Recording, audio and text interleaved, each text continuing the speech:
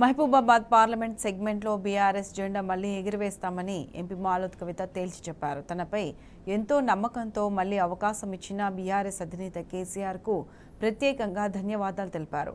కాంగ్రెస్పై ఇప్పటికే ప్రజల్లో వ్యతిరేకత వచ్చిందని మాలోత్ కవిత చెప్పారు. బీఆర్ఎస్ ప్రభుత్వం అమలు చేసిన అభివృద్ధి సంక్షేమ కార్యక్రమాలే తనను గెలిపిస్తాయని తేల్చి చెప్పారు. మరొకసారి నాకు మహబూబాబాద్ పార్లమెంట్ సెగ్మెంట్ నుంచి పోటీ చేసే అవకాశం ఇచ్చినందుకు మనస్ఫూర్తిగా మా ప్రాంత ప్రజలందరి తరఫున కూడా మా మాజీ ముఖ్యమంత్రి కేసీఆర్ గారికి మరియు మా వర్కింగ్ ప్రెసిడెంట్ కేటీఆర్ గారికి మరి ఎంతో సహకారం చేసిన పెద్దలు హరీష్ అన్న గారికి మనస్ఫూర్తిగా మా పార్లమెంట్ సెగ్మెంట్లో ఉన్న ప్రజలందరి తరఫున మా కార్యకర్తల తరఫున కూడా మనస్ఫూర్తిగా పార్టీ అధిష్టానానికి కూడా ధన్యవాదాలు తెలియపరుస్తూ ఉన్నాను.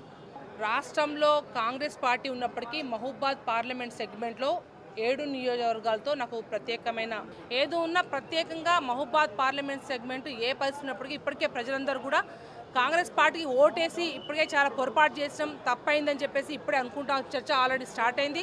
వాళ్ళ కరెంట్ ఇబ్బందులు జరుగుతూ ఉన్నాయి, మంచినీటి సమస్య ఉంది. వాళ్ళ కాళేశ్వరం ప్రాజెక్టు ద్వారా ప్రత్యేకంగా ఏదైతే నర్సంపేట కావచ్చు, మహబూబాద్ కావచ్చు, డోర్నాకల్ చివరి ఆయకట్టు వరకు కూడా కాళేశ్వరం ద్వారా నీళ్ళు వచ్చేది. కానీ ఇప్పటికే రైతులు అన్ని తండాల నుంచి గ్రామాల నుంచి ప్రత్యేకంగా కూడా ఫోన్లు చేసి అన్నీ కూడా పొలాలు ఎండిపోతున్నాయి, వాళ్ళ నీళ్ళ సమస్య కాంగ్రెస్ పార్టీ వచ్చిందో లేదో వెంటనే నీళ్ళ సమస్య కరెంటు సమస్య అన్నీ వస్తూ ఉన్నాయని చెప్పేసి చెప్తా ఉన్నారు.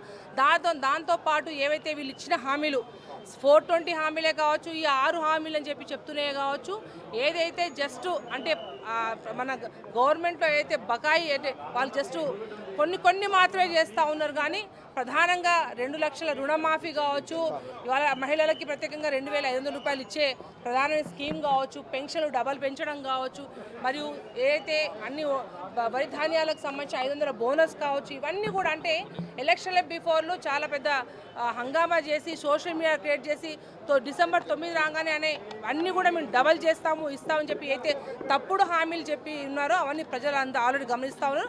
ఖచ్చితంగా ప్రజల్లో కూడా అవన్నీ ప్రజలు తీసుకెళ్తాము. ప్రజలు ఖచ్చితంగా ఈ పార్లమెంట్ ఎలక్షన్లో మా వైపే ఉంటారు. ఖచ్చితంగా ఆల్రెడీ ఇప్పటికే ఆలోచిస్తున్నారు. మహబూబాబాద్ పార్లమెంట్ సెగ్మెంట్ ఖచ్చితంగా మేము గెలవబోతున్నాం.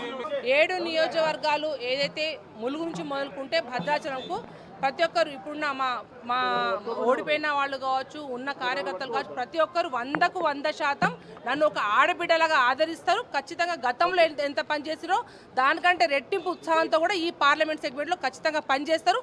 100కు 100% నన్ను పార్లమెంట్ పంపిస్తారు.